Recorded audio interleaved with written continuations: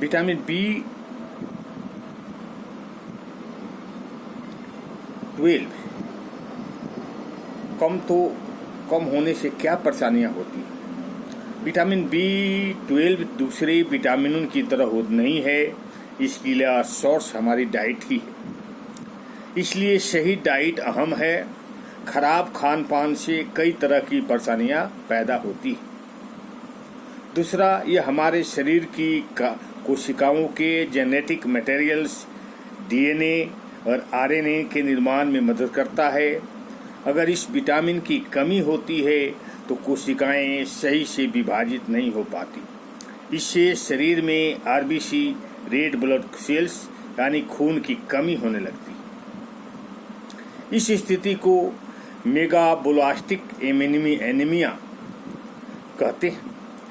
इसमें RBC की संख्या कम हो जाती है, इसलिए अविकसित RBC का आकार बड़ा हो जाता है। ऐसे में खून अपना काम नहीं कर पाता। इस एनीमिया में ब्लड सही तरीके से ऑक्सीजन को दूसरे अंगों तक नहीं पहुंचा पाता। इससे कई तरह की परेशानियां होती है। दूसरे अंग सही तरीके से काम नहीं कर पाते। ये विटामिन हमारे नर्वस सिस्टम, तंत्रिका तंत्र यानी नसों के लिए बेहद जरूरी है। यह ब्रेन के लिए भी अहम है और हमारी स्पाइनल कॉर्ड, रीढ़ की हड्डी के साथ मौजूद नर्व सेल के लिए भी। इसको कमी से नर्व तंत्रिका तंत्र के ऊपरी जरूरी माइलिन शेथ की परत कमजोर हो जाती है। इसे शरीर में संवेदना में कमी, सुनापन, झंझनाहट, कमजोरी, भ्रम, चक्कर, मांसपेशियों में दर्द जैसी समस्या आ जाती है। शरीर में एलर्जी पैदा करने के लिए भी अहम है। इनकी कमी से जल्दी थकान, कमजोरी आती है। ऐसा देखा गया है कि विटामिन B12 की कमी से डिमेंशिया, भूलने की बीमारी के लक्षण भी दिखने लगते हैं। यही नहीं, डिप्रेशन जैसे लक्षण भी उभर सकते हैं। बैलेंस बिगड़ने की स्थिति बन सकती है। इससे चलने में परेशानी भी हो सकती है।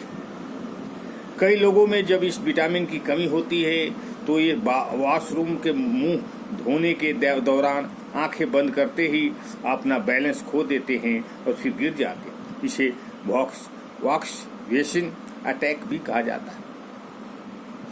प्रेगनेंसी में भ्रूण विकास में B12 और फोलेट, यह विटामिन B9 का एक्टिव रूप है जो हरी सब्जियों में मिलता है। दोनों जरूरी होते हैं ताकि न्यूरल ट्यूब्स डिफेक्ट्स, नसों से जुड़ी बीमारी न हो। सीधे कहे तो गर्भ में पल रहे बच्चों को ब्रेन विकसित होने में भी इस विटामिन की बहुत अहम भूमिका होती है। बालों, स्किन आदि की मरम्मत के लिए भी जरूरी है। ओम शांति। अच्छा लगे तो लाइक करें और सब्सक्राइब करें।